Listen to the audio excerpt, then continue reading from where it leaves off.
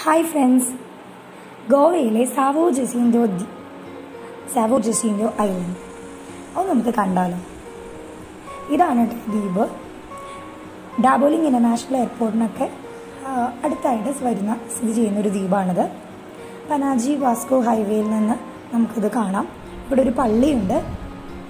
ആ പള്ളിയെ ചുറ്റിപ്പറ്റി ഒരു 700ഓളം വരുന്ന ആൾക്കാർ താമസിക്കുന്നുണ്ട്. അവർ ഭൂരിഭാഗം പേര് മത്സ്യത്തൊഴിലാളികളാണ്. ചുരുക്കം പേര് പുറത്തു പോയി ജോലി ചെയ്യുന്നുണ്ട് കേട്ടോ. അപ്പോൾ ഈ ദ്വീപിൻ്റെ ഒരു പ്രധാന പ്രത്യേകത എന്താണെന്നറിയോ? ഈ ദ്വീപിൽ പുറമേ നിന്നുള്ള ബിസിനസ്സുകളോ വേറെ നിർമ്മാണ പ്രവർത്തനങ്ങളോ ഒന്നും തന്നെ ഇവിടുത്തെ ദ്വീപ് നിവാസികൾ അനുവദിക്കില്ല.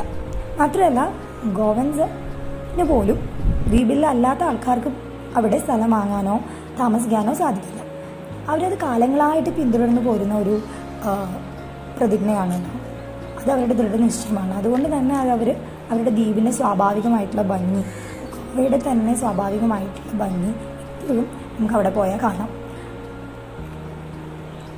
അവരെല്ലാവരും ഒത്തുകൂടുന്ന, പുറമേക്ക് ജോലികാര്യത്തിനോ പഠിക്കുവാനോ അങ്ങനെയൊക്കെ പോയിട്ടുള്ളവരൊക്കെ ഒത്തുകൂടുന്ന, എല്ലാ ദ്വീപ് നിവാസികളും ഒത്തുകൂടുന്ന ഒരു ആഘോഷം അവരുടെ പള്ളിയിലെ പെരുന്നാളിനാണ്. അത് എല്ലാ വർഷവും സെപ്റ്റംബർ അവസാനത്തെ ഞായറാഴ്ചയാണ് ഉണ്ടാകാറുള്ളത്. ഇവിടെ നിന്ന് പുറത്തേക്ക് പോകുന്ന ആൾക്കാരുടെയൊക്കെ വീടുകളൊക്കെ നമുക്ക് ദ്വീപിൽ പോകുമ്പോൾ കാണാം കേട്ടോ. അതൊക്കെ ഇപ്പോഴും അതുപോലെ തന്നെ കിടക്കുന്നു. അവരത് പുറമേ നിന്ന് വരുന്ന ആർക്കും, ഗോവൻസ് ആണെങ്കിൽ പോലും അവർക്ക് താമസിക്കുവാനോ ഒന്നിനും അവർ കൊടുക്കുന്നില്ല.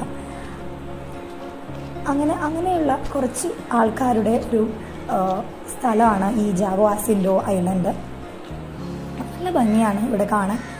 പ്രത്യേകിച്ച് നമ്മൾ സൂര്യാസ്തമയ സമയത്തൊക്കെ പോയി കഴിഞ്ഞാൽ കാണാൻ നല്ല ഭംഗിയാണ്.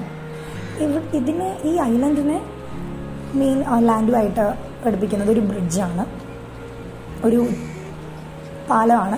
ആ പാലത്തിന് നമ്മൾ സിൽവർ ഗേറ്റ് ബ്രിഡ്ജ് എന്നാണ് കേട്ടോ പറയുന്നത്. ഈ ബ്രിഡ്ജ് വഴിയാണ് ഈ ഐലൻഡിലേക്ക് നമുക്ക് കിടക്കാം. ബോട്ട് മാർഗവും ഉണ്ട്. അതിന് സിൽവർ ഗേറ്റ് ബ്രിഡ്ജ് എന്നാണ് പറയുന്നത്. നല്ല മനോഹരമായിട്ടുള്ള ദ്വീപാണ്. ഗോവയിലെ ടൂറിസ്റ്റ് സ്പോട്ടുകളുടെ ലിസ്റ്റിൽ പെട്ടതൊന്നല്ലെങ്കിലും വരാൻ പറ്റിയൊരു ദ്വീപാണ് കേട്ടോ. മനോഹരമായ ദ്വീപാണ്. So thanks for watching.